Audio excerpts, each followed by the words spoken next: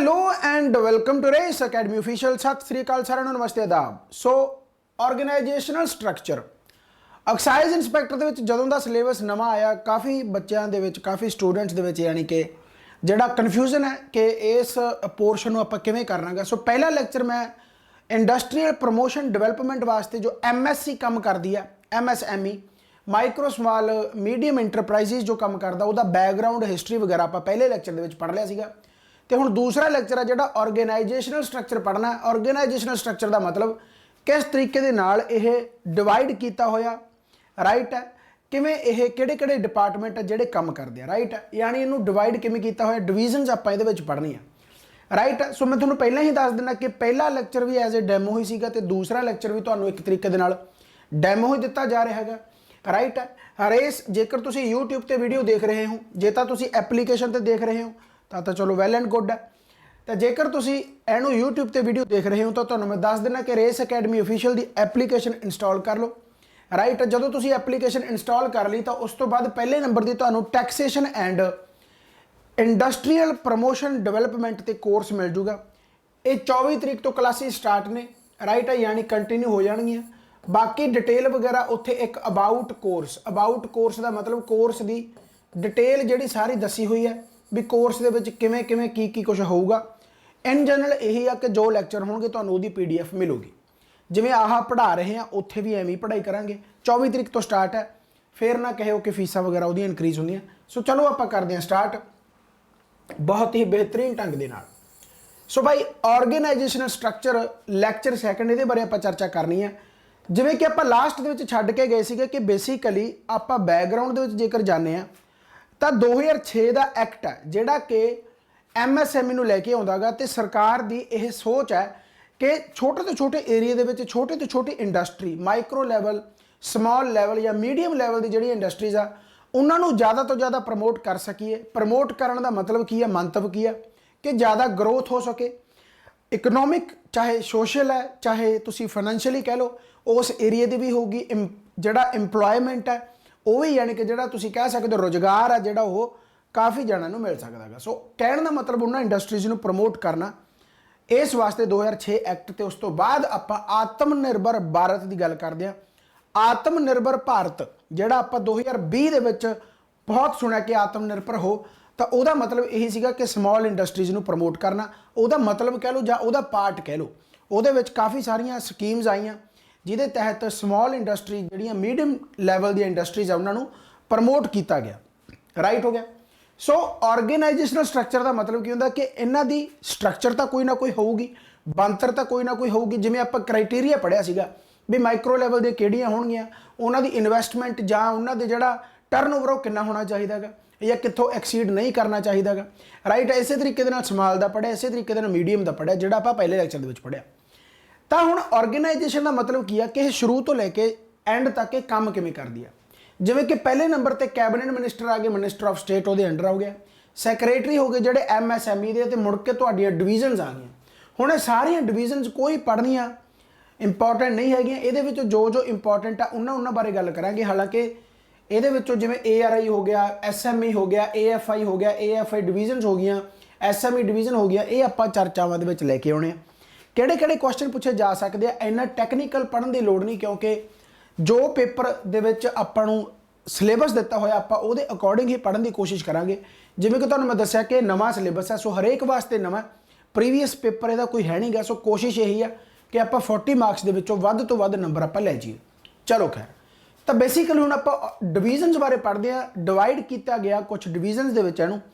पहला जिहड़ा आ गया तुहाडा SME डिवीजन है। हुण SME नाम की है स्मॉल एंड मीडियम इंटरप्राइजिज।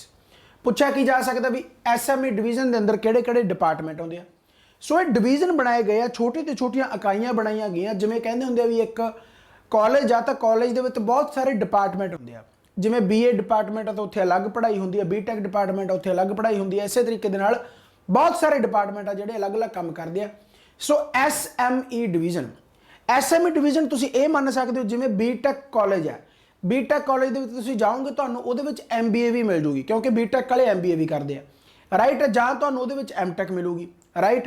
इस तरीके BA वाले जाओगे तो BA वाले स्टूडेंट्स तुहानूं गांह जाके कुछ ना कुछ कॉमन ਜਿਹੜੇ ਕਹਿਣ ਦਾ ਮਤਲਬ ਡਿਪਾਰਟਮੈਂਟ ਤੁਹਾਨੂੰ ਕਾਮਨ ਮਿਲ ਜਾਂਦੇ ਆ। ਜਿਵੇਂ ਮੰਨ ਲਓ ਹੁਣ ਐਸਐਮਈ ਡਿਵੀਜ਼ਨ ਦੀ ਗੱਲ ਕਰੀਏ ਤਾਂ ਐਸਐਮਈ ਡਿਵੀਜ਼ਨ ਦੇ ਅੰਡਰ 2 ਡਿਪਾਰਟਮੈਂਟ ਆਉਂਦੇ ਆ ਜਿਨ੍ਹਾਂ ਦਾ ਐਡਮਿਨ ਕੌਣ ਹੈ? ਐਸਐਮਈ ਡਿਵੀਜ਼ਨ। ਐਡਮਿਨਿਸਟ੍ਰੇਸ਼ਨ ਦਾ ਮਤਲਬ ਕੀ ਹੈ? ਐਡਮਿਨ ਦਾ ਮਤਲਬ ਕੀ ਹੈ? ਹੁਣ ਐਡਮਿਨ ਕੀ ਕੰਮ ਕਰਦਾ ਹੁੰਦਾ ਵੀ ਇਹਨਾਂ ਵਾਸਤੇ ਰੂਲ ਐਂਡ ਰੈਗੂਲੇਸ਼ਨ ਜਿਹੜਾ ਹੈਗਾ ਡਿਸਾਈਡ ਕਰਦਾ ਗਾ ਕਿ ਤੁਸੀਂ ਕਿਵੇਂ ਕੰਮ ਕਰਨਾ ਗਾ, ਰਾਈਟ। ਤੇ ਇਹਨਾਂ ਦੇ ਤੌਰ ਤਰੀਕੇ ਦੇਖਦਾ ਕਿ ਇਹ ਕਿਵੇਂ ਕੰਮ ਕਰ ਰਹੇ ਨੇ। ਸੋ ਐਡਮਿਨਿਸਟ੍ਰੇਟਿਵ ਜੇਕਰ ਪੁੱਛਿਆ ਜਾਵੇ ਕਦੇ ਵੀ ਕਿ national small industries corporation comes under ਵਿਚ ਡਿਵੀਜ਼ਨ, ਤਾਂ ਐਸਐਮਈ ਡਿਵੀਜ਼ਨ ਦੇ ਅੰਡਰ ਆਉਂਦੇ ਆ। ਯਾਨੀ ਤੁਹਾਨੂੰ ਨਾਮ ਤੋਂ ਹੀ ਪਤਾ ਲੱਗ ਰਿਹਾ ਹੋਊਗਾ small and medium enterprises division ਦੇ under micro small and medium enterprise ਯਾਨੀ ਕਿ ਨੈਸ਼ਨਲ ਇੰਸਟੀਚਿਊਟ ਜਿਹੜਾ ਹੈਗਾ ਉਹ ਅੰਡਰ ਆਊਗਾ। ਨੈਸ਼ਨਲ ਸਮਾਲ ਇੰਡਸਟਰੀਜ਼ ਕਾਰਪੋਰੇਸ਼ਨ, ਇੰਨਾ ਹੀ ਤੁਸੀਂ ਯਾਦ ਰੱਖਣਾਗਾ। ਇਹ ਇਹਨਾਂ ਦੇ ਅੰਡਰ ਆਉਂਦਾ, ਯਾਨੀ ਕਿ ਇਹਨਾਂ ਦੇ ਐਡਮਿਨਿਸਟ੍ਰੇਸ਼ਨ ਦਾ ਜਿਹੜਾ ਕੰਮ ਆ ਉਹ ਕਿਹੜਾ ਕਰਦਾਗਾ? ਐਸਐਮਈ ਡਿਵੀਜ਼ਨ ਕਰਦਾਗਾ। ਹੁਣ ਜਦੋਂ ਇਹਨਾਂ ਡਿਪਾਰਟਮੈਂਟ ਦੇ ਰਾਹੀਂ ਹੁਣ ਇਹਨਾਂ ਡਿਪਾਰਟਮੈਂਟ ਦਾ ਕੰਮ ਕੀ ਹੈ? ਇਹਨਾਂ ਡਿਪਾਰਟਮੈਂਟ ਦਾ ਕੰਮ ਆ ਅਲੱਗ-ਅਲੱਗ ਸਕੀਮਸ ਨੂੰ ਲੈ ਕੇ ਆਉਣਾ। ਉਹਨਾਂ ਸਕੀਮਸ ਦੀ ਇੰਪਲੀਮੈਂਟੇਸ਼ਨ ਦਾ ਕੰਮ ਕੌਣ ਕਰੂਗਾ? ਐਸਐਮਈ ਡਿਵੀਜ਼ਨ, ਕਿਉਂਕਿ ਇਹ ਐਡਮਿਨ ਹੈ, ਰਾਈਟ। ਫੋਰ ਐਗਜ਼ਾਮਪਲ ਤੁਸੀਂ ਇਹ ਮੰਨੋ ਕਿ ਰੇਸ ਅਕੈਡਮੀ ਅਫੀਸ਼ੀਅਲ ਹੈ, ਆਹ ਤੁਹਾਡਾ ਨਾਇਬ ਤਹਿਸੀਲਦਾਰ ਵਾਲਾ ਡਿਪਾਰਟਮੈਂਟ ਆ, ਆਹ ਤੁਹਾਡਾ ਪਟਵਾਰੀ ਵਾਲਾ ਡਿਪਾਰਟਮੈਂਟ ਆ। ਐਡਮਿਨ ਕੌਣ ਆ? ਮੰਨ ਲਓ ਮੈਂ ਆ, ਮੰਨ ਲਓ ਨਹੀਂ ਹੈ ਹੀ ਮੈਂ, ਰਾਈਟ।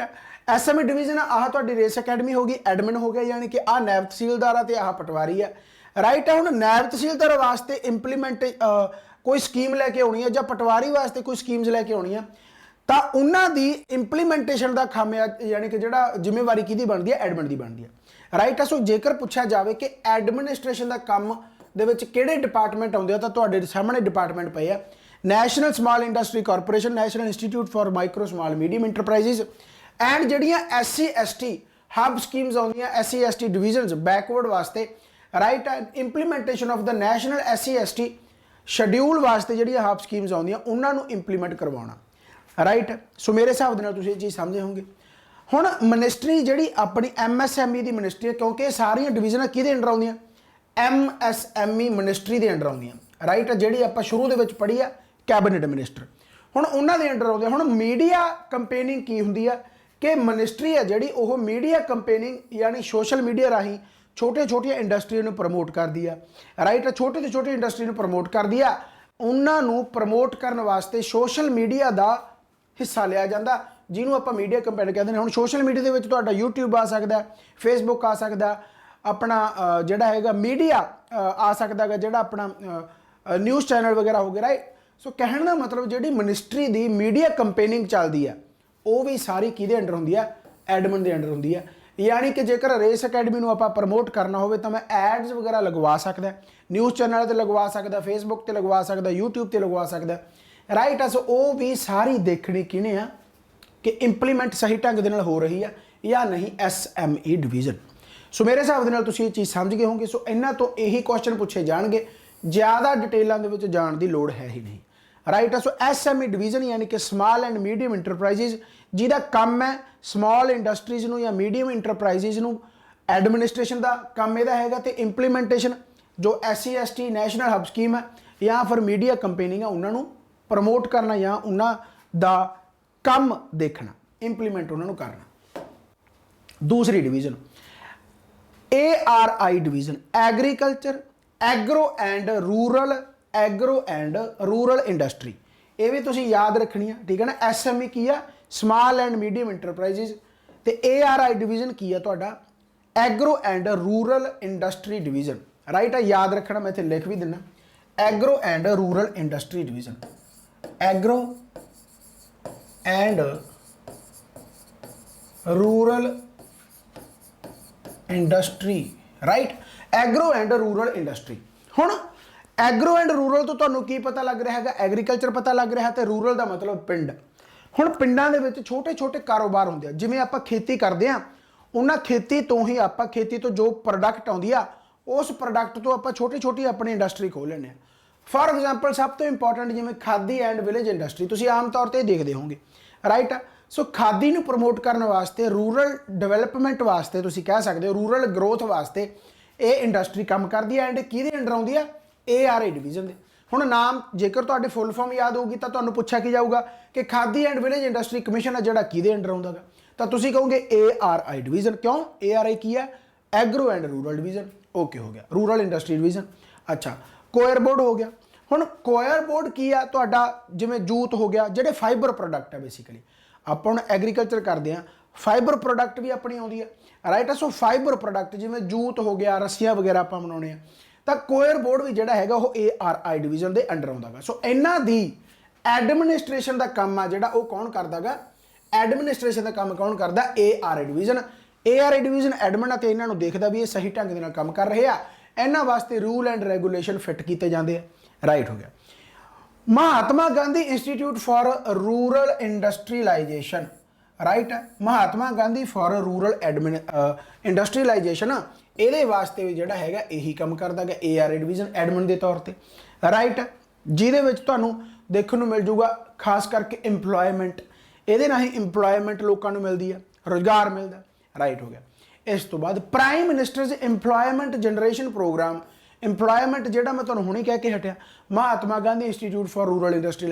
हुण प्रधानमंत्री द्वारा जी इंपलॉयमेंट जनरेशन प्रोग्राम चलाया गया, वो सही ढंग दे नाल इंप्लीमेंट हो रहा या नहीं हो रहा, काम किहदा गा, ARI दा, राइट है। सो रूरल दे विच जेकर ग्रोथ करनी है तो तुहानूं रूरल पीपल नूं इंपलॉयमेंट देना पऊगा, रोजगार देना पऊगा, तो सही ढंग दे नाल इकनोमिकली जिहड़े वीकर सैक्शन है या SC ST है, जिहड़ा आपां पहला पढ़िया गया SMA डिवीजन दे विच, उन्हां नूं प्रमोट करना पऊगा। सो ये एक दूसरे नाल गल्लां रिलेट ही कर दियां गईयां, बस उही गल आ भी कंसैप्ट क्लीयर कर लोगे तो आंसर तुहाडे सौखे लग जाणगे। मैं एंड ते क्वेश्चन भी पाए हुए MCQ, तुसीं उहनां दे आंसर देण दी कोशिश भी करियो। चलो, सो ARI डिवीजन के अंडर इंप्लीमेंट सही ढंग के नाल होया या नहीं होया, प्राइम मिनिस्टर का जिहड़ा इंपलॉयमेंट जनरेशन प्रोग्राम है उहदे बारे भी ARI डिवीजन देखदा गा। इस तो बाद आ गया तुहाडी सफूरती, मोस्ट इंपॉर्टेंट। अच्छा, जी KVIC हो गया या MGIRI हो गया या एस्पायर हो गया, सफूरती हो गया, इन्हां दी फुल फॉर्म जरूर याद रखनी है।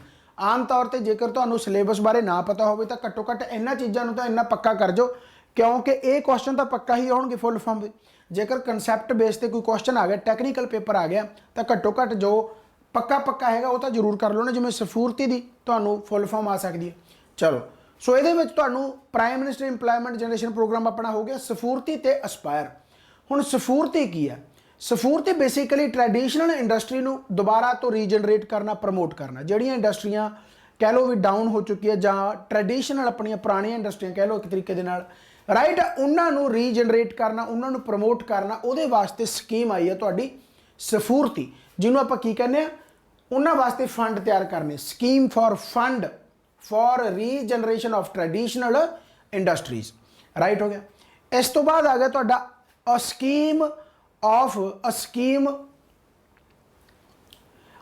Scheme for promoting innovation rural industry and entrepreneurship, right, Aspire भी वही है कि स्कीम लियाउंदा गा जिन्होंने प्रमोट करदा इनोवेशन रूरल इंडस्ट्री नूं प्रमोट करने वास्ते आउंदा गा, राइट। सो ये तुसीं याद रखना कि ARI है जिहड़ा वो इन्हां दी इंप्लीमेंटेशन का काम करदा गा, भी सही ढंग दे नाल इंप्लीमेंटेशन होईयां ये स्कीम्स अपनियां, राइट। ते khadi and village industry commission हो गया या कोयर बोर्ड हो गया, इन्हां दी एडमिनिस्ट्रेशन है जिहड़ी वो ARI डिवीजन देखदा गा। हुण khadi and village industry commission की आ या कोयर बोर्ड दी थोड़ियां डिटेलां जिहड़ियां स्कीम्स दियां वो आपां नैक्सट लैक्चर दे विच पढ़ांगे। नैक्सट का मतलब जदों आपां स्कीमां बारे पढ़न लगे, राइट। सो कहण दा मतलब की आ कि इन्हां तो जो क्वेश्चन पूछा जाऊगा, डिवीजन आपां फिलहाल तो डिवीजन पढ़ रहे हैं ना, तो डिवीजन पढ़ांगे। जिवें वो कहंदे हुंदे भी आपां एक रेस अकैडमी ते आए हैं, मैं ये रेस अकैडमी की बार एग्जाम्पल तां ले रहा क्योंकि तुसीं रिलेट कर सकते हो, राइट। नाम तुसीं किसी होर कॉलेज का भी लै सकते हो, तो रेस अकैडमी तो तुसीं आए हो, तो अलग अलग डिपार्टमेंट फिलहाल तुसीं देख रहे हो भी इत्थे डिपार्टमेंट किहड़े आ। जिवें आपां कॉलेज दे विच जदों एडमिशन लैंदे आ तो एडमिशन लैंदे पहलां आपां कॉलेज नूं ही देखदे हां भी किहड़े डिपार्टमेंट किधर किवें की आ, राइट। सो वो तरीका आप देख रहे हैं। सो किहड़ा किहदे अंडर आउंदा गा, बाकी डिटेलिंग आप फिर बाद दे विच पढ़नी तुहानूं देख लो भी कॉलेज नूं देखण सार ही तुहानूं क्वेश्चन पुट होण लग जाणगे, जिवें इन्हां तो क्वेश्चन पुट होण लग जाणगे, राइट हो गया। सो ARI डिवीजन हो गया। इस तो बाद कुछ डिवीजन होर है जिहड़े कि तुहानूं पेपर दे विच पूछे जा सकदे, जिवें AFI डिवीजन। इहनूं AFI डिवीजन की थां ते किते किते तुहानूं विंग भी मिल जूगा, AFI विंग या IF wing, right. DATC and DBT wing, ये विंग लिखा भी हो सकता, डिवीजन भी लिखा हो सकता, ये ज़्यादा कोई शक करने की लोड़ नहीं, डाउट करने की कोई लोड़ नहीं, दोनों का मतलब एक ही है। AFI ਦਾ ਮਤਲਬ ਕੀ ਹੈ? ਹੁਣ A ਤੋਂ ਹੋ ਗਿਆ ਤੁਹਾਡਾ ਐਡਮਿਨਿਸਟ੍ਰੇਟਿਵ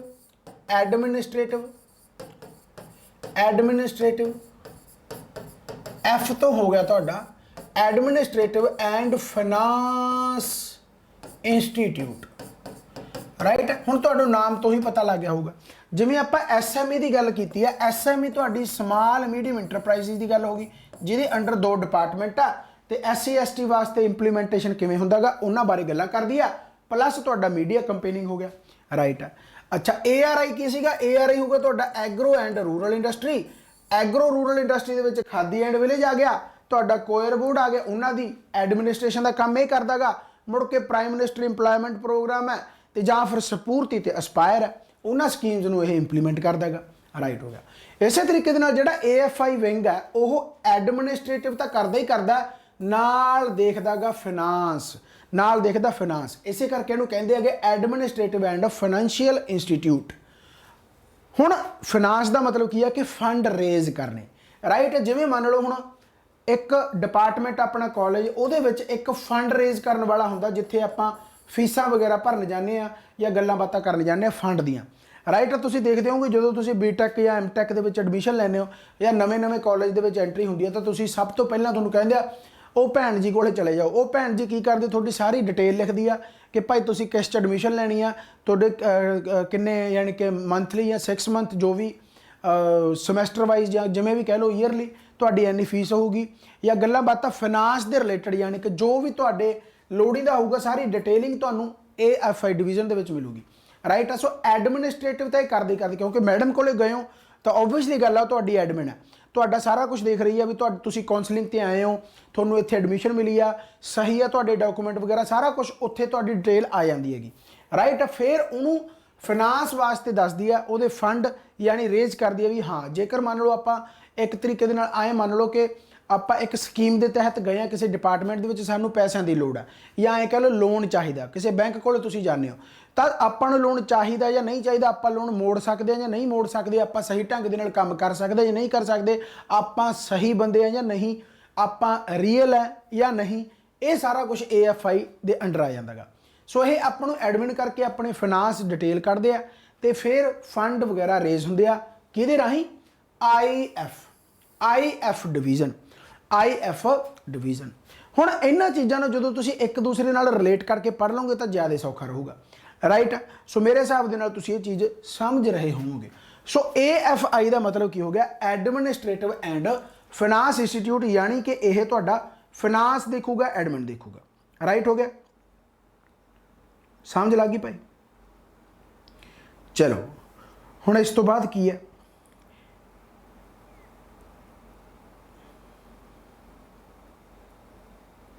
ਇਸ ਤੋਂ ਬਾਅਦ ਤੁਹਾਡਾ ਆ ਗਿਆ IF ਵਿੰਗ, ਰਾਈਟ। ਹੁਣ IF ਤੋਂ ਤੁਹਾਨੂੰ ਨਾਮ ਤੋਂ ਹੀ ਪਤਾ ਲੱਗ ਰਿਹਾ ਜਿਵੇਂ ਕਿ ਇਹ ਕੀ ਹੈ? ਫਾਈਨਾਂਸ ਦੇ ਨਾਲ ਹੀ ਰਿਲੇਟਡ ਹੈ। ਹੁਣ ਇਹਨਾਂ ਨੇ ਫੰਡ ਰੇਜ਼ ਕਰਤੇ ਵੀ ਹਾਂਜੀ ਇਹ ਸਹੀ ਡਾਕੂਮੈਂਟ ਆ ਜਾਂ ਸਹੀ ਗੱਲਾਂ ਬਾਤਾਂ ਹੈਗੀਆਂ ਕਿ ਇੰਨੇ ਜਿਵੇਂ ਮੰਨ ਲਓ ਇਹ AFI ਡਿਵੀਜ਼ਨ ਦਾ ਕੰਮ ਕੀ ਆ ਕਿ ਮਿਨਿਸਟਰੀ ਆਫ MSME ਨੂੰ ਜਾਂ ਐਂ ਕਹਿ ਲਓ ਵੀ ਇਸ ਤੋਂ ਉੱਤੇ ਕੈਬਨਿਟ ਆਫ ਸਟੇਟ ਕਹਿ ਲਓ, ਰਾਈਟ। ਜਿਵੇਂ ਆਪਾਂ ਆਰਗੇਨਾਈਜੇਸ਼ਨ ਸਟਰਕਚਰ ਦੀ ਗੱਲ ਕਰਦੇ ਹਾਂ, ਰਾਈਟ, ਆਰਗੇਨਾਈਜੇਸ਼ਨ ਸਟਰਕਚਰ ਦੀ ਗੱਲ ਕਰਦੇ ਹਾਂ, ਜਿਵੇਂ ਆਹ ਤੁਹਾਡਾ SME ਡਿਵੀਜ਼ਨ ਹੋ ਗਿਆ ਜਿਹਦੇ ਵਿੱਚ ਆਪਾਂ NSIC ਬਾਰੇ ਪੜ੍ਹ ਲਿਆ ਜਾਂ NIMSME ਬਾਰੇ ਪੜ੍ਹ ਲਿਆ, ਰਾਈਟ। ਉਹੀ national institute for medium micro small medium enterprises ਜਿਹੜੇ ਮੈਂ ਤੁਹਾਨੂੰ ਡਿਪਾਰਟਮੈਂਟ ਦੱਸਿਆ। ਇਸੇ ਤਰੀਕੇ ਦੇ ਨਾਲ ARI ਡਿਵੀਜ਼ਨ ਦੇ ਅੰਡਰ ਹੋ ਗਿਆ KVIC ਪੜ੍ਹ ਲਿਆ ਆਪਾਂ, ਖਾਦੀ ਵਿਲੇਜ ਵਾਲਾ, ਰਾਈਟ। ਇੰਡਸਟਰੀ ਕਾਰਪੋਰੇਸ਼ਨ ਕੋਰ ਬੋਰਡ ਪੜ੍ਹ ਲਿਆ ਤੇ MGIR ਪੜ੍ਹ ਲਿਆ, ਮਹਾਤਮਾ ਗਾਂਧੀ ਵਾਲਾ, ਰਾਈਟ ਹੋ ਗਿਆ। ਇਸੇ ਤਰੀਕੇ ਦੇ ਨਾਲ ਹੁਣ ਆਪਾਂ ਆਏ ਆ AFI ਡਿਵੀਜ਼ਨ ਦੇ ਵਿੱਚ, ਜਿਹਦੀ ਮੈਂ ਗੱਲ ਕੀਤੀ ਹੈ ਕਿ AFI ਡਿਵੀਜ਼ਨ ਦਾ ਮਤਲਬ ਕੀ ਹੈ? Administrative and finance division. ਇਹਦੇ ਵਿੱਚ ਤੁਹਾਡੀ ਜਨਰਲ ਐਡਮਿਨਿਸਟ੍ਰੇਸ਼ਨ ਹੋ ਗਈ, ਤੁਸੀਂ ਮੈਡਮ ਕੋਲੇ ਗਏ ਹੋ, ਚੈਂਪੀਅਨਸ ਡੈਸਕ ਹੋ ਗਿਆ, ਠੀਕ ਹੈ, ਸਮੀਖਿਆ ਪ੍ਰਗਤੀ CLCTU ਸਕੀਮ, ਰਾਈਟ। ਹੁਣ ਇਹਨਾਂ ਚੀਜ਼ਾਂ ਬਾਰੇ ਪੜ੍ਹਨ ਦਾ ਕੋਈ ਫਾਇਦਾ ਨਹੀਂ ਹੈਗਾ ਕਿਉਂਕਿ ਬਹੁਤ ਜ਼ਿਆਦਾ ਡਿਟੇਲ ਦੇ ਵਿੱਚ ਹੈ, ਪਰ ਹਾਂ ਜਦੋਂ ਸਕੀਮਸ ਆ ਗਈਆਂ ਉਦੋਂ ਮੈਂ ਥੋੜਾ ਬਹੁਤ ਇਹਦੇ ਬਾਰੇ ਪੜ੍ਹਾਊਂਗਾ ਜ਼ਰੂਰ। ਹੁਣ ਆਪਾਂ ਆ ਗਏ IF ਵਿੰਗ ਦੇ ਵਿੱਚ। IF ਵਿੰਗ ਬੇਸਿਕਲੀ ਜਿਹੜਾ ਹੈਗਾਗਾ ਉਹ ਇਸੇ ਦਾ ਹੀ ਡਿਪਾਰਟਮੈਂਟ ਹੈ, ਜਿਵੇਂ ਤੁਹਾਨੂੰ ਆਹ AFI ਡਿਵੀਜ਼ਨ ਦਿਖ ਰਿਹਾ ਹੈਗਾ, ਰਾਈਟ। IF ਦਾ ਮਤਲਬ ਕੀ ਆ? Integrated finance wing. ਹੁਣ IF ਕਿਹਦੇ ਅੰਡਰ ਆ ਗਿਆ ਤੁਹਾਡਾ? ਇੰਟੀਗ੍ਰੇਟਡ ਫਾਈਨਾਂਸ ਦਾ ਮਤਲਬ ਕੀ ਹੈ? ਇੰਟੀਗ੍ਰੇਟ ਦਾ ਮਤਲਬ ਹੁੰਦਾ ਇਕੱਠਾ, ਯੂਨਿਟੀ, राइट। यानी कि AFI डिवीजन जिहड़ा विंग आ तुहाडा ओह जेकर आपां गल करिए कि फाइनांस उहनूं चाहीदा या नहीं चाहीदा की गलबात है, IF डिवीजन उस चीज़ नूं इंप्लीमेंट करवाउंदा, उस चीज़ नूं इंप्लीमेंट करवाउंदा गा। राइट। तो सही ढंग दे नाल ओह इंप्लीमेंट होया या नहीं होया ओहदा करदा इह एवैल्यूएशन, ओहदा करदा इह एवैल्यूएशन करदा गा फंड्स दा। समझ लगी भाई? सो मेरे हिसाब नाल तुसीं चंगी तरह समझ रहे होंगे। सो एवैल्यूएशन करदा फंड्स दा IF जिन्हों आपां इंटीग्रेटेड फाइनांस डिवीजन कहने हैं। राइट हो गया। इस तो बाद जेकर गल करिए तो DATC एंड DBT डिवीजन हुण इहदे अंडर की है। DBT का मतलब की है डायरैक्ट बेनीफिट ट्रांसफर। हुण DBT तो ही समझ जो डायरैक्ट बेनीफिट ट्रांसफर का मतलब जिहड़ा बेनीफिशियरी है जिहदे कोले ट्रांसफर होना चाहिए उहदा एनालिटिक जिहड़ा करदा एनालाइज करदा वो कौन करदा DATC की है data analytics and technical cooperation. Data analytics and technical cooperation इहदे अंडर डायरैक्ट बेनीफिट ट्रांसफर आउंदा गा। यानी कि यह प्रॉपर तरीके दे नाल सारा देखदा जिवें आपां इह गल करदे हां भी यह इंप्लीमेंट करवाउंदा गा एंड एवैल्यूएशन करदा गा कि हाँ फंड्स वगैरह जिहड़े रेज होया वो वधिया ढंग दे नाल इंडस्ट्री कोले स्मॉल इंडस्ट्री जो भी है जिन्हां कोले गए आ जिन्हां द्वारा यानी कि रेज किया गया गा वो सही ढंग दे नाल इंप्लीमेंट हो रहे हैं। फिर सारा कुछ जिहड़ा एनालिटिक एक तरह नाल तुसीं कह सकते हो भी स्टैटिस्टिक जिहड़ी रिपोर्ट बनती है जिवें आपां कह दिंदे भी आपां वर्कशीट बनाई है। राइट। उस तरीके दे नाल जिहड़ा काम हैगा वो इहदा हुंदा गा। राइट। ये थोड़े थोड़े फर्क है, थोड़े फर्क है। बस चीज़ों को समझो जिवें मैं तुहानूं समझा रहा हाँ। तरीका बस यही है कि जिवें आपां गल करदे हां पहले दो तो तुहानूं पता लग गए स्मॉल मीडियम इंटरप्राइजेस ते ARI। राइट। उहदे विच तां तुहानूं पता लग गया। उस तो बाद आ डिवीजन का काम रह गया भी जिहड़े पहलां ने आपां पढ़िया भी उन्हां दा काम वर्क किवें हो रहा है। AFI का मतलब हो गया कि तुसीं एडमिनिस्ट्रेटिव देख रहे हो तो फाइनांस इंस्टीट्यूट वह है यानी कि रेज कर रहे हो फाइनैंशियली। राइट हो गया। IF डिवीजन के की है कि वह फंड्स आ जिहड़े उन्हां दा इंप्लीमेंटेशन करना। राइट है। तो उन्होंने एनालाइज करना, उन्होंने एवैल्यूएशन करनी। Data analytics and technical corporation and DBT division का मतलब की है कि डायरैक्ट बेनीफिट ट्रांसफर कि वो सही ढंग दे नाल ट्रांसफर हो गई, कन्फर्मेशन देनी। राइट। आ एवैल्यूएशन करदा, आ कन्फर्मेशन करदा ते तुहाडी वर्कशीट वगैरह यानी कि स्टैटिस्टिक जिहड़ी रिपोर्ट आ वो तैयार करदा गा जिन्हों आपां कहने data analytic and technical corporation. बस समझ गए ना गल। चलो इस तो बाद आ गया जी office of the development commissioner. हुण सब तो उत्ते आ गया, सब तो उत्ते आ गया क्योंकि आपां उवें ही पढ़ रहे हैं। ये सब तो उत्ते आ गया जिहड़ा कि तुहाडी गवर्नमेंट द्वारा बनाया जाता है office of the development commissioner. तो यह कमिश्नर आ जिहड़ियां तुसीं कह सकते एक तरह नाल साइन द डॉकूमेंट। राइट। सो ये सारा परमिशन दिंदा डॉकूमेंट जो सारे तैयार होकर ये कोले आ जाते हैं। सो ये फिर परमिशना दिंदा इस डॉकूमेंट ते साइन वगैरह हो जाते हैं। यानी प्रॉपर तरीके दे नाल जिहड़ा निचोड़ आ वो इत्थे आके निकल जाता। राइट है। तो फिर सरकार वालों एक बोर्ड भी बनाया गया जिहड़ा फिर प्रॉपर ये तो उत्ते कह सकते हो NBMSME national board for micro small medium enterprises. So यदा काम भी बेसिकली ये नाल ही मिलता जुलता। बस ये कह लो भी जिमें एक मास्टर हुंदा पहला वो जवाक नूं परमिशन दे दिंदा भी भाई ठीक है, मुड़ के जिहड़ा मास्टर हुंदा वो प्रिंसीपल तो परमिशन ले लैंदा, वो कहंदा ठीक है, प्रिंसीपल आ जिहड़ा मैनेजमेंट तो परमिशन ले लैंदा, वो कहंदा ठीक है। एक तरीके दे नाल उवें समझ सकदे हो जिवें आपां कह लईए भी डिप्टी CM है जी, डिप्टी CM है तो मुड़ के CM है जी, CM है तो मुड़ के गवर्नर है, गवर्नर है तो फिर प्रेजिडेंट। इस तरीके दे नाल।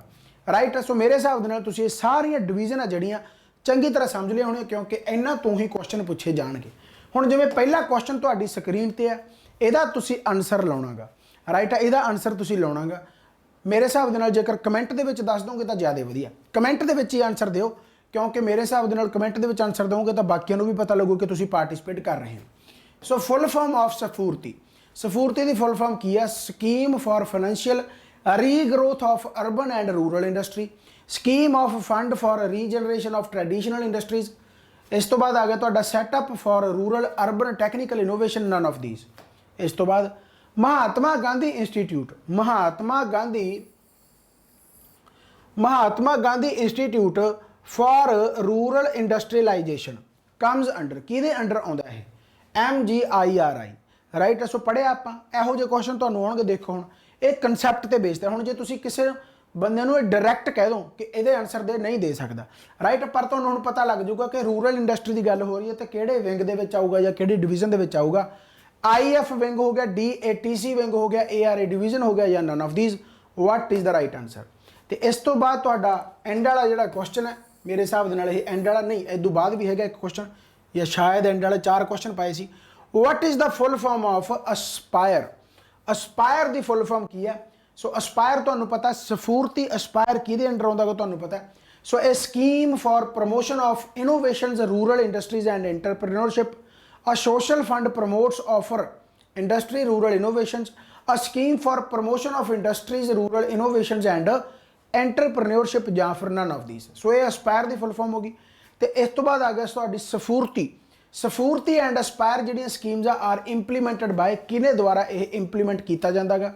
I&B information and broadcasting ministry, finance ministry, ministry of MSME ਜਾਂ ਫਿਰ ਮਿਨਿਸਟਰੀ ਆਫ ਹੋਮ ਅਫੇਅਰਸ। ਥੋੜਾ ਜਿਹਾ ਦਿਮਾਗ ਲਾਉਣਾ ਤੇ ਇਹਦਾ ਆਨਸਰ ਲਾਉਣਾਗਾ ਤਾਂ ਮੇਰੇ ਹਿਸਾਬ ਦੇ ਨਾਲ ਤੁਸੀਂ ਚੰਗੀ ਤਰ੍ਹਾਂ ਸਮਝ ਗਏ ਹੋਗੇ।